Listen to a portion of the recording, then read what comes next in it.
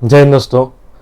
तो ये financial year अगर आपका लॉस में गया है तो ये वीडियो आपके लिए है, क्योंकि इस वीडियो में आप जान पाइएगा कि आने वाले फाइनेंशियल ईयर में किस सेक्टर में इन्वेस्ट करने से आपको पॉजिटिव रिटर्न मिल सकता है। ठीक है, तो वीडियो को अंत तक जरूर देखिएगा, बहुत इंटरेस्टिंग होने वाला है। चैनल को सब्सक्राइब करिएगा। चलिए वीडियो को शुरू करते हैं। तो देखिए, अगर हम बात करें फाइनेंशियल ईयर 25-26 की, तो 31 मार्च को ये फाइनेंशियल ईयर खत्म हो चुका है और इस फाइनेंशियल ईयर में निफ्टी 50 ने जो है 5% का नेगेटिव रिटर्न दिया है इन्वेस्टर्स को, यानी निफ्टी 50 जो है 5% लॉस में रहा है।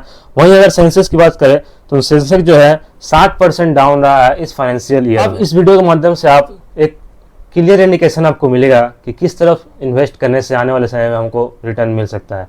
तो पहले अगर हम बात करें निफ्टी 50 में टॉप गेनर्स की कि इस फाइनेंशियल ईयर में कौन से स्टॉक्स ने जो है तगड़ा रिटर्न दिया है इस फाइनेंशियल ईयर में, तो जानेंगे।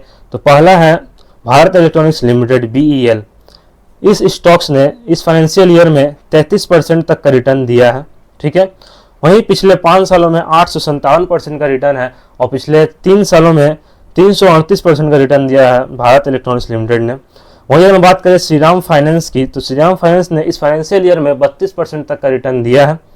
ठीक है, वहीं पिछले 5 सालों में अगर हम बात करें तो 205% और पिछले 3 सालों में 247% का रिटर्न दिया है श्रीराम फाइनेंस ने।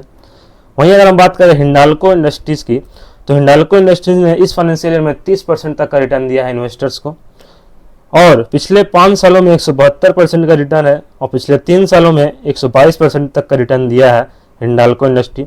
वहीं अगर टाइटन कंपनी की बात करें तो टाइटन कंपनी ने इस फाइनेंशियल में 29% तक का रिटर्न दिया है इन्वेस्टर्स को और पिछले 5 सालों में 154% का रिटर्न है और पिछले 3 सालों में 57% का रिटर्न दिया है टाइटन कंपनी ने। वहीं अगर हम बात करें स्टेट बैंक ऑफ इंडिया की, तो स्टेट बैंक ऑफ इंडिया ने इस फाइनेंशियल ईयर में 27% तक का रिटर्न दिया है और पिछले 5 सालों में 171% का रिटर्न है और पिछले 3 सालों में 89% तक का रिटर्न दिया है स्टेट बैंक ऑफ इंडिया। ठीक है, वहीं अगर हम लूजर की बात करें निफ्टी 50 में, तो अगर आप इस स्टॉक्स में अगर आप पैसा लगाते हैं फाइनेंशियल ईयर में तो आपको लॉस ही देखना पड़ता, जो कि पहला स्टॉक्स है ट्रेंट ने जो है 38% तक का लॉस दिखाया है इस फाइनेंशियल ईयर में। ठीक है, वहीं अगर हम बात करें तो स्टॉक ने जो है पिछले 5 सालों में 333% तक का पॉजिटिव रिटर्न दिया है। फाइनेंशियल ईयर में लॉस में है, लेकिन अगर हम लॉन्ग टर्म में बात करें तो 5 सालों में 333% का रिटर्न है और पिछले 3 सालों में 146% का रिटर्न है। वहीं अगर हम TCS की बात करें तो TCS भी जो है इस फाइनेंशियल में 34% तक गिरा है। ठीक है, लेकिन अगर हम बात करें पिछले 5 सालों में, तो पिछले 5 सालों में भी TCS ने जो नेगेटिव रिटर्न दिया है, 25% का नेगेटिव रिटर्न है पिछले 5 सालों में और पिछले 3 सालों में 24% डाउन है।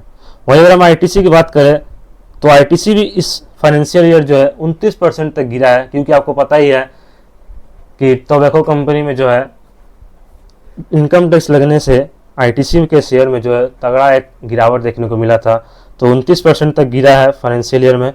वहीं अगर हम बात करें पिछले 5 सालों में, तो पिछले 5 सालों में 34% का रिटर्न पॉजिटिव रिटर्न दिया है और पिछले 3 सालों में 24% तक का पॉजिटिव रिटर्न दिया है। वहीं अगर हम बात करें विप्रो शेयर की, तो विप्रो भी इस फाइनेंशियल में 28% गिरा है। आपको पता ही है जिस तरह से AI आ गया था, AI के चलते जो है विप्रो के शेयर में तगड़ा लॉस देखने को मिला है। वहीं अगर हम बात करें विप्रो ने पिछले 5 सालों में 10% तक का जो है गिरावट देखने को मिला है विप्रो के शेयर में और पिछले 3 सालों में 4% तक गिरावट देखने को मिला है विप्रो के शेयर में। मतलब विप्रो के शेयर जो है इन्वेस्टर्स को डुबा दिया है, नेगेटिव रिटर्न है विप्रो में। वहीं अगर हम बात करें इंडिगो की, तो इंडिगो ने भी फाइनेंशियल ईयर में 22% तक की गिरावट देखने को मिला है इंडिगो में। वहीं पिछले अगर हम 5 साल की बात करें तो पिछले 5 साल में ये 149% अप गया है। ठीक है, और पिछले 3 सालों में 16% अप। अब हम बात करते हैं निफ्टी मिड कैप 100 स्टॉक्स की। निफ्टी मिड कैप 100 स्टॉक्स में कौन कौन स्टॉक्स ने जो है अच्छा रिटर्न दिया है और कौन सा स्टॉक जो है डाउन गया है, तो जानेंगे। तो पहले जानते हैं निफ्टी मिड कैप 100 जो है इस फाइनेंशियल में इन्वेस्टर्स को 1.9% का नेगेटिव रिटर्न दिया है, मतलब डाउन गया है निफ्टी मिड कैप 100। ठीक है, लेकिन अगर हम इसके स्टॉक्स की बात करें तो इसके स्टॉक्स ने अच्छा रिटर्न दिया है इन्वेस्टर्स को इस फाइनेंशियल ईयर में। इस स्टॉक्स ने जो है पहला है GE Vernova T&D India 135% up गया है। मल्टी कमोडिटी एक्सचेंज इंडिया, जिसका आप MCX के नाम से भी जानते हैं, इसने 125% तक का रिटर्न दिया है। नेशनल एल्युमिनियम कंपनी ने जो 120% तक का रिटर्न दिया है। हिटाची एनर्जी इंडिया ने जो 92% का रिटर्न दिया है। लॉरस लैब ने जो 61% तक का रिटर्न दिया है, ठीक है, इस फाइनेंशियल ईयर में। वहीं अगर हम लूजर्स की बात करें तो इस फाइनेंशियल ईयर में कौन सा स्टॉक जो है निफ्टी मिड कैप 100 का लूजिंग में है, तो पहला है केपी टेक्नोलॉजी, 51% डाउन गया है। जुबिलियंट फूडवर्क्स 34% डाउन है। इन्फो एज इंडिया 32% का नेगेटिव रिटर्न है। Indian renewable energy development agency IREDA जो है 32% डाउन है। IRCTC जो है 32% डाउन है इस फाइनेंशियल ईयर में। वहीं अगर हम निफ्टी स्मॉल कैप 100 की बात करें तो निफ्टी स्मॉल कैप 100 में कौन कौन से स्टॉक्स ने अच्छा रिटर्न दिया, कौन से स्टॉक्स ने नेगेटिव रिटर्न दिया, चलिए जानेंगे। तो निफ्टी स्मॉल कैप 100 ने इस फाइनेंशियल ईयर में इन्वेस्टर्स को 5.5% का नेगेटिव रिटर्न, मतलब 5.5% गिरा है इस फाइनेंशियल ईयर में निफ्टी मिड स्मॉल कैप 100। अगर हम इसके स्टॉक्स की बात करें तो इसमें जो है पहला जो है force Motors up 114%। Force Motors stocks ने 114% का रिटर्न दिया है।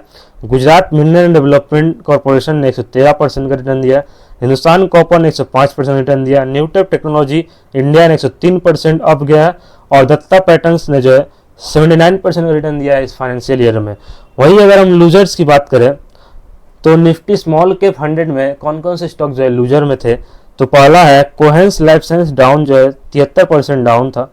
ओला इलेक्ट्रिक मोबिलिटी 57% डाउन है। आइनॉक्स विंड 53% डाउन है। रिलायंस पावर 52% डाउन था। 5 स्टार बिजनेस फाइनेंस 51% डाउन है। तो ये था लूजर्स निफ्टी मिड कैप 100 जिन्होंने नेगेटिव रिटर्न दिया था इस फाइनेंशियल ईयर में। तो आज के वीडियो में यही था। इस वीडियो के माध्यम से आपको क्लियर इंडिकेशन मिल जा रहा है कि आने वाले फाइनेंशियल ईयर में आपको कहाँ पर इन्वेस्ट करने से, किस सेक्टर में इन्वेस्ट करने से आपको अच्छा रिटर्न मिल सकता है। ठीक है, तो वीडियो अच्छा लगा तो लाइक करिएगा, चैनल पर सब्सक्राइब करिएगा। मिलते हैं नेक्स्ट वीडियो के साथ। जय हिंद, जय भारत।